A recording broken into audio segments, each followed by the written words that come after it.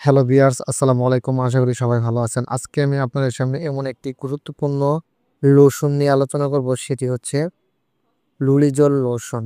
এটি ক্রিম আকারেও হয়ে থাকে। তাই আজকে আমরা আলোচনা করব লোশন সম্বন্ধে। আপনি কি অনেক দিন ধরে স্কিনের দাগ, চুলকানি বা র্যাশ নিয়ে ভুগছেন? বারবার একই অ্যান্টি ফাঙ্গাল লাগিয়েও কাজ হচ্ছে না? চুলকানি, র্যাশ, গন্ধ আর পাকা দাগে বিরক্ত হয়ে গেছেন?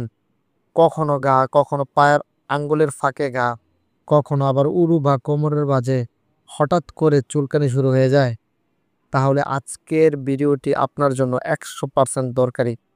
আমি এমন একটি লোশন দেখাবো যেটা অনেকদিন স্কিন স্পেশালিস্ট প্রেসক্রিপশন করে থাকে, আর নামটি হচ্ছে লুলিজল লোশন। এটি প্রেসক্রিপশন অ্যান্টি ফাঙ্গাল মেডিসিন।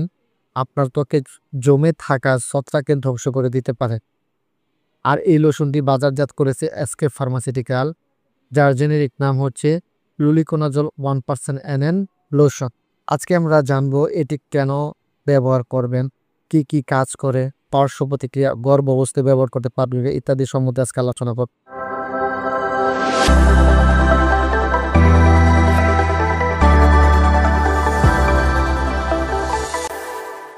এখন জানবো এই লোশনটি কি কি কাজ করে বা কেন ব্যবহার করবে।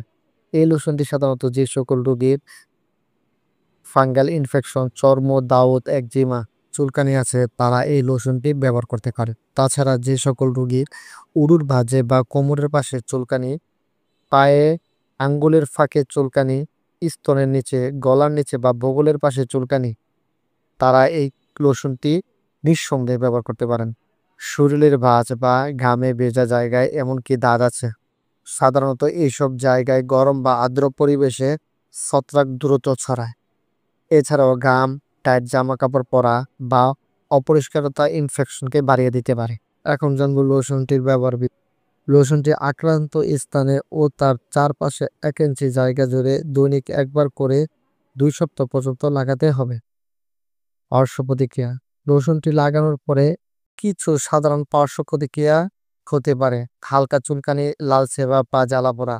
তবে যদি অ্যালার্জির মতো সমস্যা হয়, সাথে সাথে ডাক্তার দেখাবেন। গর্ভাবস্থায় স্তনদানকাল। গর্ভাবস্থায় মহিলাদের ক্ষেত্রে লুরিকোনাজল লোশনের পর্যাপ্ত ও সুনিয়ন্ত্রিত গবেষণা নেই। গর্ভকালীন ক্ষেত্রে কেবল তখনই ব্যবহার করা উচিত যখন অতি প্রয়োজন, আর স্তনদানকালে অবশ্যই রেজিস্ট্রেড ডাক্তারের ছাড়া ব্যবহার করবেন না। সতর্কতা: অবশ্যই রেজিস্ট্রেড চিকিৎসকের পরামর্শ অনুযায়ী ছাড়া ওষুধ সেবন বা ব্যবহার করবেন না। সকল প্রকার ওষুধ শিশুদের নাগালের বাইরে রাখুন। শুকনো এবং ঠান্ডা স্থানে সংরক্ষণ করুন। ধন্যবাদ। আমার ভিডিওটি যদি আপনাদের ভালো লাগে তাহলে অবশ্যই লাইক, কমেন্ট, শেয়ার করবেন। আমার নতুন ভিডিও পেতে বা আপডেট জানতে চ্যানেলটি সাবস্ক্রাইব করে পাশে থাকা বেল আইকনটি বাজিয়ে রাখবেন।